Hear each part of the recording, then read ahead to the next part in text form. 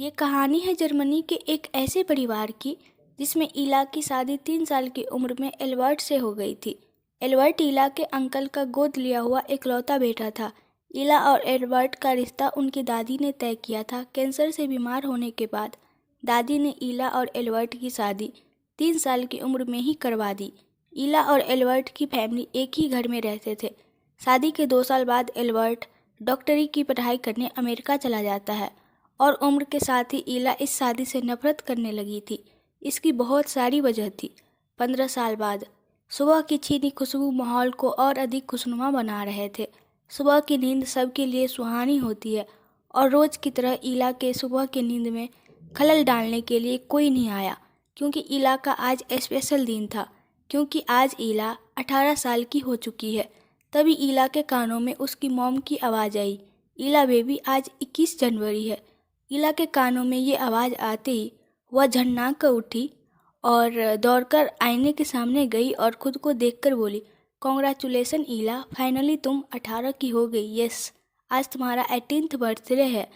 My God, आज मैं बहुत खुश हूँ। थोड़ी देर में इला के मॉम और डैड इला को मुबारकबाद बोलने उसके कमरे में आए। इला फट से डैड के गले लगकर खुशी से बोली, मैं 18th की हो गई। ओह मॉम, मेरा गिफ्ट कहाँ है? मॉम ने कहा, बेबी तुम रेडी होकर आओ, तुम्हारा गिफ्ट बाहर है। इला जल्दी से नहाकर अपने शॉर्ट स्कर्ट और क्रॉप टॉप को पहनकर खुद की तारीफ करते हुए बोली, उफ, वैसे ही नहीं कॉलेज कलर की मुझ पर फिदा है, मैं इतनी हॉट जो हूँ। इला जब रेडी होकर नीचे पहुंची तो उसकी मॉम ने उसको देखकर क्यूट सी स्माइल दी। ये क्या मम्मा, मुझे लगा आप मेरे 18th बर्थडे पर साउथ कोरिया जाने का वीज़ा बनवा कर दोगे। अब यहाँ पता चलता है कि साउथ कोरिया जाना इला का चाइल्डहुड ड्रीम होता है। मॉम ने बहाने बनाते हुए कहा, तुम्हारे डैड नहीं माने और ग्रेजुएशन के बाद तुम हम लोग के साथ साउथ कोरिया चल तो रही हो, तो अभी से इतना परेशान होने की क्या ज़रूरत? बस 3 साल की और बात है। इला डैड पर चिल्लाकर बोली, आई हेट यू डैड, मुझे साउथ कोरिया जाना है तो मतलब जाना है। आपने मुझसे प्रॉमिस किया था कि मेरे 18th बर्थडे पर आप मुझे वीज़ा दोगे। डैड ने भी वही बात कही, कॉलेज पूरा कर लो फिर कोरिया जाना। डैड हंसकर बोले तो इला कुछ जवाब न दे सकी। हैप्पी बर्थडे माय चाइल्ड, किसी प्यारी सी आवाज़ ने सबका ध्यान आकर्षित किया। इला ने मुड़कर देखा तो एल्बर्ट की मॉम यानी इला की आंटी इला से मिलने आई थी। एल्बर्ट के मॉम डैड कुछ साल से दूसरे घर पर रहने लगे थे। उनका घर इला के घर से कुछ ही दूरी पर है। इला ने आंटी को देखकर भी नज़रअंदाज किया और बोली, आपको आज ही आना था मेरी मॉर्निंग ख़राब करने? मैं आपसे बात करने में बिल्कुल भी इंटरेस्टेड नहीं हूँ। मुझे अपना चाइल्ड बोलने की कोई ज़रूरत नहीं है। इला की मॉम ने इला को गुस्से में चुप रहने का इशारा किया। आंटी ने बहुत प्यार से जवाब दिया, एल्बर्ट ने हर साल की तरह इस साल भी तुम्हारे लिए लेटर भेजा है। ओह प्लीज़ आंटी, अपने मनहूस बेटे का नाम भी मेरे सामने मत लीजिए, मुझे उससे नफ़रत है। हर साल की तरह इस साल भी ये लेटर वापस ले जाइए। मुझे समझ नहीं आता आखिर वो इतना बेशर्म कैसे हो सकता है कि बार बार लेटर वापस करने के बावजूद वो हर साल वही काम करता है। और आज के टाइम में लेटर कौन लिखता है? आपका बेटा बिल्कुल आपकी तरह ओल्ड फैशन है। इला की मॉम ने गुस्से में इला को रूम में जाने के लिए कहा। आंटी ने इला की मॉम से कहा, मुझे लगता था कि इला उम्र के साथ इस रिश्ते की अहमियत को समझ जाएगी। इला उससे इतनी नफरत करती है, इसमें उसकी क्या गलती है? मुझे लगता है हमें एल्बर्ट से बता देना चाहिए जो हमने छिपा कर रखा है, वरना वो लाइफ टाइम इस गलत फहमी के साथ जीता रहेगा कि वो जिसे अपनी वाइफ मानकर प्यार करता है वो उससे बस नफरत करती है। इला की मॉम ने कहा, परेशान मत हो, इला इस रिश्ते को ज़रूर समझेगी। एल्बर्ट जैसा लड़का उसे नहीं मिल सकता है और ये बात हम सबको पता है। हमें जल्दबाजी नहीं करनी चाहिए, थोड़ा सा वक्त देना चाहिए। इला के डैड ने अपने छोटे भाई यानी एल्बर्ट के पापा के बारे में पूछा कि वो बिजनेस ट्रिप पर गया है या पिकनिक मनाने। अकेले मुझे कंपनी संभालने में परेशानी हो रही है। आज बिल्डर्स से जूम मीटिंग करना है, उससे बोलना कि ऑस्ट्रेलिया से ही मीटिंग अटेंड कर ले। एल्बर्ट की मॉम ने कहा, इला का मन मेरी वजह से ख़राब हो गया, वो अफसोस जताते हुए कहती है। वो कितना खुश थी, शायद मुझे उसके सामने नहीं आना चाहिए था। उनको इला पर जरा भी गुस्सा नहीं आ रहा था, वो इला को बहुत प्यार करती थी। डैड कहते हैं फिक्र मत करो, रात की पार्टी का सरप्राइज देखकर वो खुश हो जाएगी। ये सुनकर तीनों मुस्कुरा दिए। आंटी ने कहा, मुझे इला के लिए गिफ्ट्स लेने हैं, मुझे अब चलना चाहिए। इला की आंटी रात को वापस आने का बोलकर चली गई। डैड और मॉम दोनों इला का मूड ठीक करने गए। इला कमरे में बैठी रो रही थी। डैड को देखकर और रोने लगी। डैड ने इला के हाथ में एक लिफाफा दिया। इला ने जब लिफाफा खोला तो उसमें साउथ कोरिया जाने का वीज़ा था। इला आंसू पोंछकर खुशी से चिल्ला उठी, oh dad, you are superhero. मुझे पता था आप मुझे एक न एक दिन ये देंगे। फाइनली मुझे मेरा वीज़ा मिल गया। डैड ने कहा, लेकिन वीज़ा फ़िलहाल मम्मी के पास रहेगा। आप कोरिया सिर्फ फैमिली के साथ जा सकती है। इला चुप हो गई, लेकिन वो खुश थी। कम से कम वीज़ा तो मिला। मॉम ने इला के सर पर हाथ रखते हुए कहा, बेटा तुम्हें आंटी से ऐसे बात नहीं करनी चाहिए, वो तुम्हें बहुत प्यार करती है। ओह कम ऑन मॉम, आपको पता है मैं इस शादी को नहीं मानती हूँ। मुझे नफरत है उस इंसान से जिससे मेरी शादी की गई थी, और उससे जुड़ी हर एक चीज़ से मैं नफरत करती हूँ।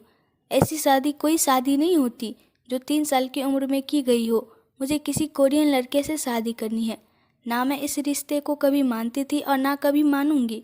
उस इंसान को हस्बैंड मानने से अच्छा है कि मैं मर जाऊँ।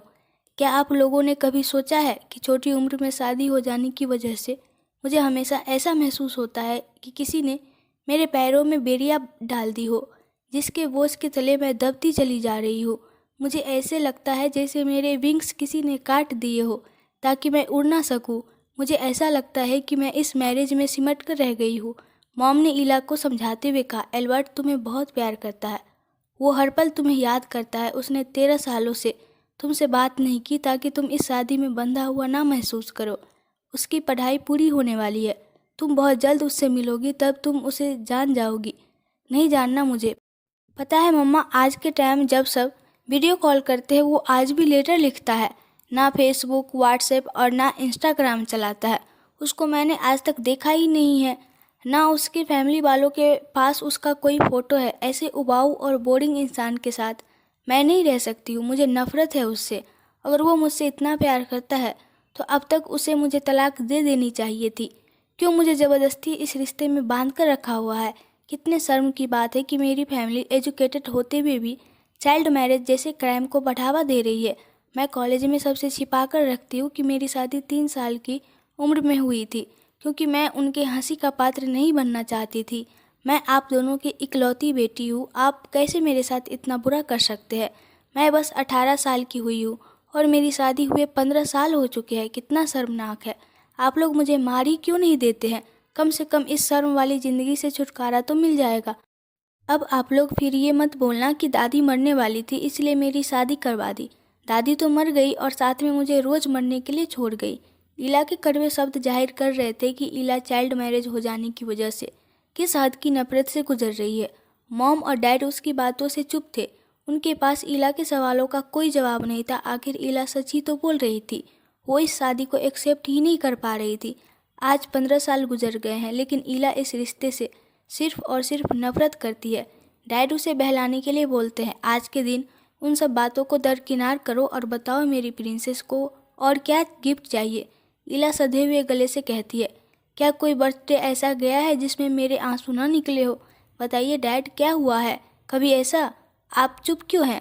वो मुझे इस शादी में कैद करना चाहता है ताकि वो मुझसे बदला ले सके। मुझे भी उससे सिर्फ और सिर्फ नफरत है। नहीं, ऐसा नहीं। वो तुमसे बहुत प्यार करता है और वो बहुत अच्छा इंसान है। जिस इंसान ने चाइल्ड मैरिज जैसे क्राइम में बराबर साथ निभाया हो, वो अच्छा इंसान कैसे हो सकता है। अगर वो इतना ही अच्छा इंसान है तो अब तक उसने मुझे तलाक क्यों नहीं दिया। इला के पेरेंट्स जानते थे कि इला गलत नहीं है, लेकिन उनको ये भी पता है कि एल्बर्ट भी गलत नहीं है। उसने अब तक इला से दूरी बना कर रखी ताकि इला अपने स्टडी पर फोकस कर पाए और छोटी सी उम्र में ही इला पर शादी का दबाव ना पड़े। 10 साल की उम्र में अब्रॉड जाने के बाद वो कभी वापस नहीं आया। उसके पेरेंट्स और इला के मॉम डैड के बुलाने पर वो एक ही जवाब देता है, जब इला 18 की हो जाएगी तो तभी वापस आएगा। वो नहीं चाहता है कि इला अभी से शादी का प्रेशर फेस करे। उसको तो ये भी नहीं पता है कि इला उससे नफरत करती है। वो आज तक इसी गलत फहमी में जी रहा है कि इला भी उससे उतना ही प्यार करती है, क्योंकि इला के पेरेंट्स ने कभी एल्बर्ट से नहीं बताया है कि इला उसके बारे में क्या सोचती है। बचपन में जब इला उस शादी से गुस्सा होती थी तब सबको यही लगता था कि उम्र के साथ इला इस शादी को मान लेगी, लेकिन आज जब इला 18 की हो चुकी है वो आज भी इस शादी को नहीं मान पा रही। इस शादी में बांधे रखने की इला के मॉम डैड और एल्बर्ट के पेरेंट्स की अपनी मजबूरी है जिसे वो चाहकर भी इला से नहीं बता सकते थे। इला की मॉम कुछ और बोलती उससे पहले ही इला गुस्से में अपना हाथ शीशे पर मारा और कांच उसके हाथ से लग गया, जिसकी वजह से हाथ से खून निकलने लगा। चूँकि इला उन दोनों की इकलौती बेटी थी तो इला के हाथों में खून देखकर मॉम डैड पागल हो गए। जल्दी से डॉक्टर को बुलाया गया। इला की ये हालत देखकर मॉम डैड को कभी कभी लगता था कि इला का तलाक करवा दे, कम से कम इला खुश तो रहेगी। लेकिन वो अपने भाई से रिश्ता खराब नहीं करना चाहते थे। और इसके बाद जो सबसे बड़ी वजह थी कि दादी ने फैमिली प्रॉपर्टी के पेपर इला और एल्बर्ट के रिश्ते के बेस पर बनवाए थे, जो कि उनके पर्सनल एडवोकेट के पास है। वो जानते थे कि इला जैसी जिद्दी और घमंडी लड़की को एल्बर्ट से अच्छा लड़का नहीं मिलेगा। भले ही इला और एल्बर्ट की कभी कॉल पर बात ना हुई हो, भले ही इला ने एल्बर्ट को देखा नहीं था कभी, लेकिन एल्बर्ट की हमेशा इला के मॉम डैड से बात होती थी और वो बचपन से एल्बर्ट को जानते थे। उन्हें पता था दुनिया का कोई इंसान इला का साथ दे या ना दे, उसका हस्बैंड एल्बर्ट ज़रूर इला का साथ हर हालत में देगा, क्योंकि एल्बर्ट का बिहेवियर हमेशा से एक नाइस पर्सन का था। एब्रॉड में भी उसने सिर्फ और सिर्फ अपनी स्टडी पर ही फोकस किया था। एल्बर्ट हर तरफ से इला के काबिल था। अगर किसी को सुधार करना था तो वो थी इला, क्योंकि इला किसी भी तरफ से एल्बर्ट के बराबर नहीं थी। वो दोनों एक दूसरे के एकदम अपोजिट थे, जैसे नदी के दो किनारे होते हैं। आनन फानन में फैमिली डॉक्टर को बुलाया गया, जिन्होंने इला के हाथ में पट्टी की और थोड़ा रेस्ट करने के लिए भी कहा। और उन्होंने इला के पेरेंट्स से साफ तौर पर कह दिया कि इला मेंटली टॉर्चर से गुजर रही है। अगर इसी तरह रहा तो वो डिप्रेशन में जा सकती है। आप लोगों को उसके साथ जेंटल रहना है। इला के थोड़ा आराम करने के बाद उसके डैड उसके रूम में आए और उन्होंने इला से कहा, इला तुम बड़ी हो चुकी हो बेटा, आज नहीं तो कल तुम्हें अपने रिश्ते को मानना होगा। वो इला को फैमिली प्रॉपर्टी वाली बात नहीं बताना चाहते थे, इसलिए वो बस यही चाहते थे कि इला इस रिश्ते को मान ले। लेकिन इला ने जब उनसे बात करना शुरू किया वो बिल्कुल हैरान करने वाला था, क्योंकि इला बिल्कुल अलग अंदाज में बात कर रही थी। ना उसके चेहरे पर कोई सिकन थी और ना ही वो किसी बात से परेशान दिख रही थी। वो मुस्कुराहट के साथ बोली, मुझे कोई हॉट सा बंदा चाहिए, यानी कोरियाई लड़का, क्योंकि साउथ कोरिया मेरा ड्रीम पैलेस है। मुझे वो एल्बर्ट जैसा उबाऊ इंसान नहीं चाहिए जो किसी ओल्ड मैन की तरह लेटर लिखता हो। मॉम ने कहा, एल्बर्ट भी तो हॉट और हैंडसम है, तुम मिलकर तो देखो उससे। बहुत जल्द तुम उससे मिलोगी। मुझे लगता है उसे देखने के बाद तुम अपना इरादा बदल लोगी, या फिर तुम्हें अपने वर्ड्स वापस लेने पड़ जाए, क्योंकि वो बहुत ही अमेजिंग है।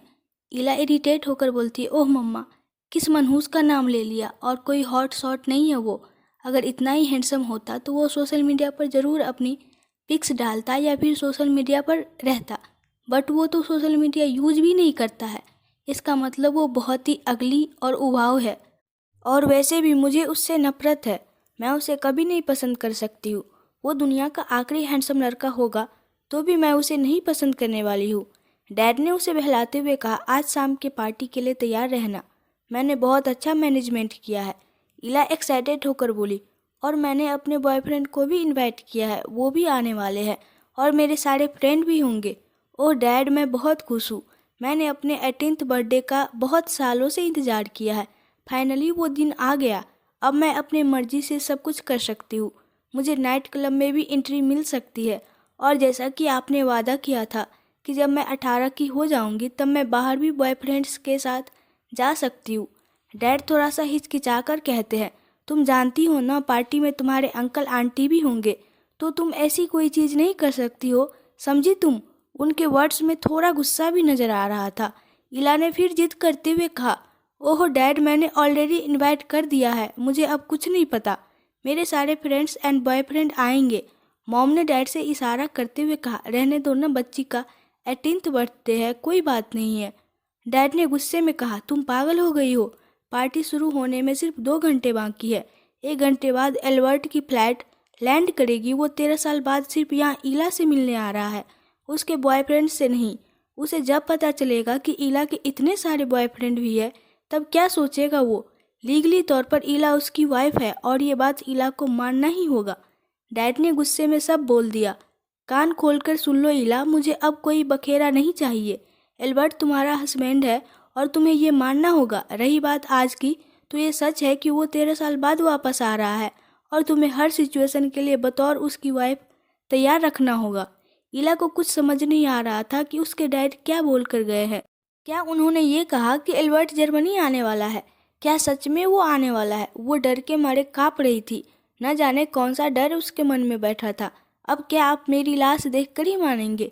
मैंने उस मनहूस को कभी नहीं देखा और ना उसे देखना चाहती हूँ। मैं मर जाऊंगी लेकिन कभी उसके सामने नहीं आऊंगी। सुना आप लोगों ने? मैं उसे नहीं देखना चाहती हूँ। इला चिल्लाती रह गई, लेकिन उसके पेरेंट्स यूं ही उसे छोड़कर कमरे से बाहर चले गए। इला को बहुत रोना आ रहा था। वो चाहकर भी कुछ नहीं कर पा रही थी, लेकिन वो एल्बर्ट से भी नहीं मिलना चाहती थी। इला के दिमाग में ये बात घर कर गई थी कि एल्बर्ट चाहता तो इला से शादी नहीं करता, क्योंकि एल्बर्ट इला से 7 साल बड़ा था। यानी शादी के समय एल्बर्ट 10 साल का था। वो चाहता तो शादी के लिए मना कर सकता था, तो इला का चाइल्ड मैरिज नहीं होता। भले ही शादी के 2 साल बाद एल्बर्ट अमेरिका चला गया पढ़ाई करने, लेकिन इला की नफरत एल्बर्ट के लिए कभी कम नहीं हुई, क्योंकि वह जानती थी उसे बचपन में जिस बंधन में डाला गया था उसे मैरिज नहीं बल्कि चाइल्ड मैरिज बोलते हैं, और चाइल्ड मैरिज एक क्राइम है। इला ने भले ही कभी इस शादी को नहीं माना है, भले ही उसकी नज़र में इस शादी के कोई मायने नहीं है, लेकिन ये भी सच है कि इस शादी की वजह से उसने खुद को ज़बरदस्ती बंधा हुआ पाया है। वो खुद को आज़ाद नहीं महसूस कर पाती है। इला आज़ाद ख्यालों की लड़की थी। इतनी छोटी उम्र में शादी के बंधन से बंधना उसके लिए बेड़ियों से कम नहीं था। दूसरी बात, इला कोरियाई लड़के से शादी करना चाहती थी, इसलिए इला हमेशा इस रिश्ते से दूर भाग रही थी। यही सोचते सोचते शाम हो चली थी। एल्बर्ट की फ्लाइट भी लैंड होने वाली थी। मॉम इला के कमरे में इला के लिए ड्रेसेस लेकर आई और बोली, बेटा रेडी हो जाओ, पार्टी शुरू होने वाली है। तुम्हारे बहुत सारे फ्रेंड्स आ भी गए हैं। फिर वो इला को बहुत प्यार से समझाती है, बेटा ये खुशी का मौका है और एल्बर्ट भी आने वाला है। हम तुम पर किसी तरह का दबाव नहीं बना रहे हैं। हम बस इतना चाहते हैं कि तुम उसके साथ थोड़ा टाइम स्पेंड कर लो, उसे जान लो, फिर कोई फैसला लेना। अगर इसके बाद भी तुम्हें डाइवोर्स चाहिए होगा तो मैं तुम्हारा साथ दूंगी, लेकिन कम से कम उसे एक मौका तो दो। मॉम आगे कुछ बोलती उससे पहले ही उनका मोबाइल रिंग हुआ। मॉम ने खुश होकर कहा, एल्बर्ट का कॉल है, और उन्होंने कॉल रिसीव कर लिया। एल्बर्ट कुछ बोलता कि इला चिल्लाकर बोली, क्योंकि इला नहीं जानती थी कि मॉम ने कॉल रिसीव कर लिया है, वरना वो आज तक कभी एल्बर्ट को अपनी आवाज़ डायरेक्ट या इनडायरेक्ट भी नहीं सुनाई है। इला ने चिल्लाकर कहा कि उस मनहूस से मेरे सामने बात न किया कीजिए। अगर उसका कॉल है तो आप उससे बाहर जाकर बात करो, और उसे आप एक चांस देने की बात कर रही है। अगर मेरे पास ज़िंदगी की आखिरी सांस भी बचेगी तब भी मैं यही कहूँगी कि मैं उस इंसान को देखना तक नहीं चाहती हूँ और ना उसे सोचना चाहती हूँ। मर क्यों नहीं जाता है? उसने मेरी ज़िंदगी नर्क बना कर रखी है। मुझे उससे नफरत है। मुझे इस शादी से आज़ादी चाहिए, बस मुझे उससे तलाक चाहिए, वरना मैं अपनी जान ले लूँगी। लेकिन उस मनहूस को कभी हस्बैंड एक्सेप्ट नहीं करूँगी, नेवर। इला जोर जोर से रो रही थी। जाहिर सी बात है उसकी आवाज़ को एल्बर्ट ने सुन लिया था। इला के मुंह में जो कुछ आया वो बोलती गई। मॉम ने हड़बड़ाहट के साथ कॉल कट करके चिल्लाते हुए कहा, पागल लड़की, एल्बर्ट कॉल पर था। ये क्या कर दिया तुमने? वो तुम्हारे बारे में क्या सोचेगा? मैंने कॉल तो कट कर दिया था, लेकिन अगर उसने सब सुन लिया होगा तब वो बेचारा क्या सोचेगा कि तुम उसके बारे में क्या सोचती हो। एक बात तुम्हें माननी होगी इला, जो कुछ भी हुआ है उसमें एल्बर्ट की कोई गलती नहीं है। तुम भले ही उससे नफरत करती होगी, लेकिन वो तुमसे सिर्फ और सिर्फ प्यार करता है। इला गहरी सांस के साथ डरते हुए कहती है, ये आप लोगों की गलती है। उसे शुरू से बताना चाहिए था कि मुझे उससे नफरत है। मैं उसके साथ इस शादी में नहीं रहना चाहती हूँ। क्यों छिपा कर रखा था? वो कुछ भी सोचे मुझे कोई फ़र्क नहीं है, और उसके प्यार करने ना करने से कुछ नहीं होता है, क्योंकि मैं जानती हूँ कि मेरे अंदर फीलिंग्स उसके लिए बदलने वाली नहीं है। तभी डैड वहाँ आए और बोले, इला को रेडी करके पार्टी में ले जाओ। मैं एयरपोर्ट जा रहा हूँ। 30 मिनट में एल्बर्ट की फ़्लाइट लैंड करेगी। मुझे उसे रिसीव करने जाना है। मॉम इला के हरकत के बारे में डैड को बताना चाहती थी, लेकिन वो माहौल को ख़राब नहीं करना चाहती थी। उन्हें डर भी लग रहा था कि अगर एल्बर्ट ने सब सुन लिया होगा तब क्या होगा, क्योंकि वो अभी तक नहीं जानता है कि इला उसके बारे में क्या सोचती है। इला फिर सहम कर पूछती है, मॉम क्या सच में वो आ रहा है? मॉम जवाब देती है, वो कौन? इला ने गुस्से में कहा, ओह कम ऑन मॉम, आपको पता है मैं उसका नाम नहीं लेती हूँ, क्योंकि मुझे उसका नाम लेना भी पसंद नहीं है। मॉम ने कहा, हाँ एल्बर्ट आ रहा है, अगले कुछ ही घंटों में वो यहाँ आ जाएगा। तुम अच्छे से तैयार होकर आ जाओ, मेहमान आ चुके हैं। और हाँ, ज़्यादा शॉर्ट ड्रेस मत पहनना, मॉम इतना कह के नीचे चली गई। इला बहुत परेशान हो गई। वो एल्बर्ट के सामने नहीं आना चाहती थी। वो सर पकड़कर नीचे बैठ जाती है। ये सब क्या हो रहा है मेरे साथ? फिर वो पागलों की तरह खुद से बात करते हुए कहती है, नहीं नहीं, मैं खुद को कमज़ोर नहीं होने दे सकती। मेरे पास दो ही रास्ते हैं, या तो मैं रिश्ते से दूर भाग जाऊँ और अपने सपनों के साथ उड़ान भर सकूँ, या फिर मैं इस रिश्ते की बेड़ियों में ज़िंदगी भर बंध कर रह जाऊँ। और मैं इस रिश्ते के साथ तो जिंदा ही नहीं रह सकती हूँ। इससे दूर भागना ही मेरे लिए बेहतर है। उसके पास बस एक रास्ता बचा था। उसने अपने फ्रेंड को कॉल करके हेल्प मांगी। आधे घंटे बाद डैड का कॉल आया मॉम के पास। उन्होंने कहा कि एल्बर्ट नहीं आया है, किसी वजह से वो एयरपोर्ट से ही वापस हो गया है। मुझे समझ नहीं आता इतनी कौन सी इमरजेंसी है कि उसे इस तरह वापस जाना पड़ा। कम से कम वो अपने पेरेंट्स से तो मिल कर जाता। उसका मेल मुझे अभी मिला है। उसने लिखा है कि कुछ ज़रूरी काम की वजह से उसे वापस जाना होगा। अचानक उसका आना कैंसिल क्यों हुआ? मुझे कुछ भी समझ नहीं आ रहा है। इला की मॉम को जिसका डर था वही हुआ। शायद एल्बर्ट ने इला की बातें सुन ली होगी। वो डरते हुए कहती है, वो मैं मेरा मतलब उनकी बात पूरी होने से पहले ही इला के डैड गुस्से में कहते हैं, इसका मतलब इला ने कुछ कर दिया है क्या? उसे पता नहीं एल्बर्ट 13 साल के बाद वापस आ रहा है, वो भी सिर्फ उसके लिए। इतना समझाने के बावजूद भी इला को समझ नहीं आया। उन्होंने गुस्से में कॉल कट किया और एल्बर्ट से कांटेक्ट करने की कोशिश की। मॉम को भी इला पर गुस्सा आ रहा था, लेकिन पार्टी में बहुत सारे मेहमान आ गए थे। अभी कुछ भी बोलना सही नहीं था। इला को 1 मिनट भी नहीं लगता इतने लोगों के सामने घर की बेइज्जती करने में, इसलिए उन्होंने चुप रहना बेहतर समझा। अरे बर्थडे कल कहाँ है? सबकी निगाहें इला को तलाश कर रही थी। काफ़ी लेट हो रहा है, केक भी तो काटना है, इला की मॉम ने कहा। मैं अभी उसे लेकर आती हूँ। अब तक तो वो तैयार हो गई होगी। मॉम जब इला के कमरे में उसे लेने आई तो पूरा कमरा खाली था। मॉम ने जल्दी जल्दी सब जगह देखा, पीछे का दरवाज़ा खुला था। मॉम को कुछ शक हुआ। वो फिर से इला के कमरे में आई। इला के बेड पर उसका मोबाइल रखा हुआ था और साथ में एक नोट लिखा हुआ था, सॉरी मॉम, डैड, मैं चाहकर भी एल्बर्ट के सामने नहीं आ सकती हूँ और ना ही ये रिश्ता मानने की मुझ में हिम्मत है। ये सिर्फ और सिर्फ एक ज़बरदस्ती का रिश्ता है और मैं कभी भी इस रिश्ते को नहीं अपना सकती हूँ। जिस क्राइम को आप लोग एक शादी का नाम दे रहे हैं, तो कोई मुझे बताए कि सिर्फ 3 साल की उम्र में, जब मुझे पता भी नहीं था कि मेरी शादी हो रही है, तो भला ये एक रिश्ता कैसे हो सकता है, जबकि मुझे रिश्ते के मायने भी नहीं पता थे। और एल्बर्ट मेरा हस्बैंड कैसे हुआ, जबकि मैं खुद उसे हस्बैंड मानने को तैयार नहीं हूँ। मैंने हर तरह से आप लोगों को समझाने की कोशिश की थी, लेकिन मैं इस रिश्ते को कभी नहीं मान सकती हूँ। फिर भी आप लोग हमेशा मुझ पर इस शादी को मानने का प्रेशर डालते रहे। अब मुझसे ये बर्दाश्त नहीं हो रहा है और मैं घर छोड़ रही हूँ और मैंने अपना मोबाइल भी वहीं छोड़ दिया है, क्योंकि मुझे किसी भी हालत में इस रिश्ते से दूर रहना है। आप लोगों को मेरी फिक्र है तो मेरा डाइवोर्स करवा दीजिए। जब आप एल्बर्ट से मेरा डाइवोर्स करवाने के लिए तैयार हो जाएंगे, उस दिन मैं वापस आऊँगी। फिलहाल मैं जर्मनी छोड़ रही हूँ। आई एम सॉरी, इला। इकलौती बेटी इला का अचानक अकेले घर छोड़ने का खबर न मानो उन पर कयामत ला दिया था। मॉम वहीं बेहाल होकर गिर पड़ी। आंसू रुकने का नाम ही नहीं ले रहे थे और वो किसी को भी कुछ बताने की हालत में भी नहीं थी। उन्हें समझ ही नहीं आ रहा था कि इला इतना बड़ा कदम कैसे उठा सकती है, वो भी अकेले जर्मनी छोड़ने का फैसला। इतना तो आसान नहीं है।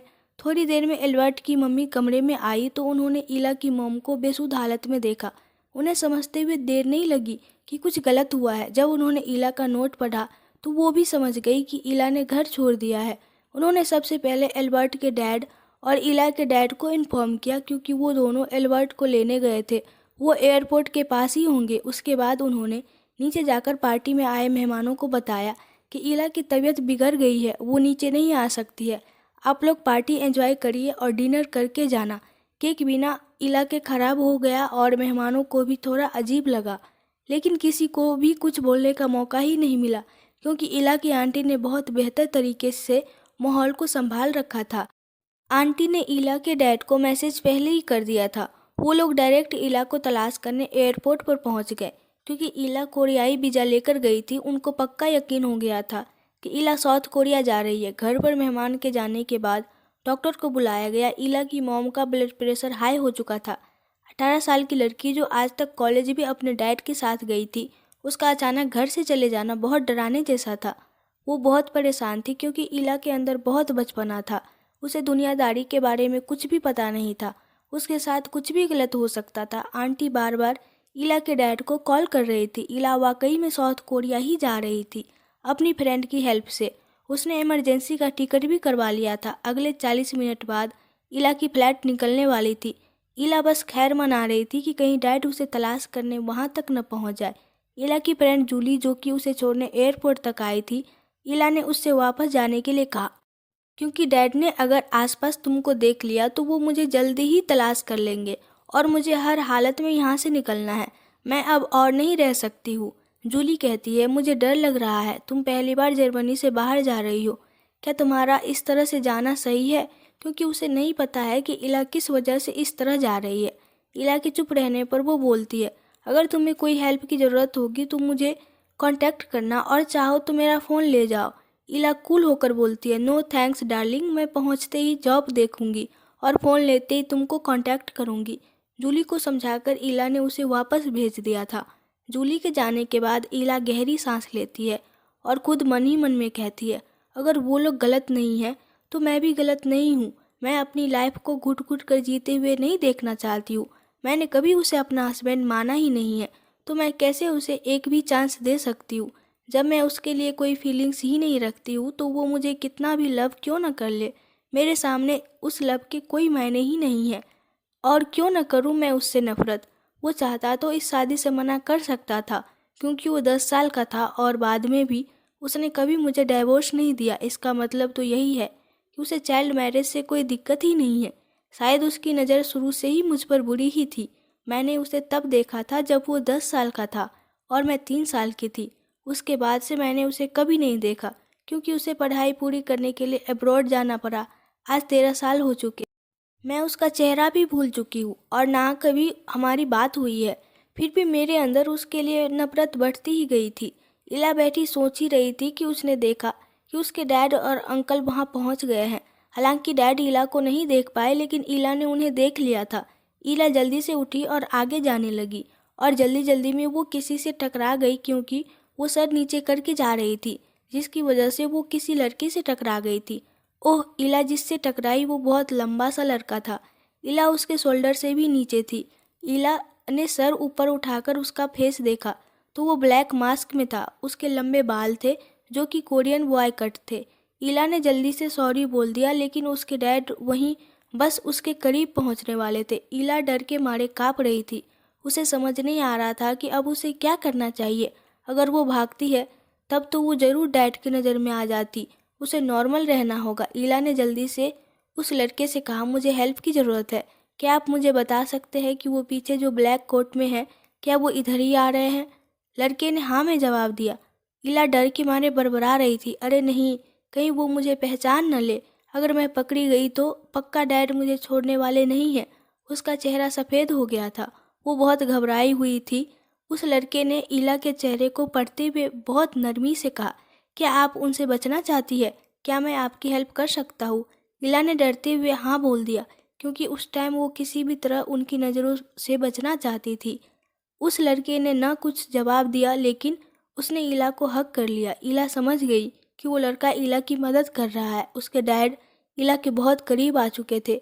वो इला को पहचान न पाए, इसलिए उस लड़के ने इला को गले लगाया। गले लगाए हुए उस लड़के ने अपना ब्लैक कैप निकालकर इला के सर पर लगा दिया, ताकि इला का फेस थोड़ा सा ढक जाए।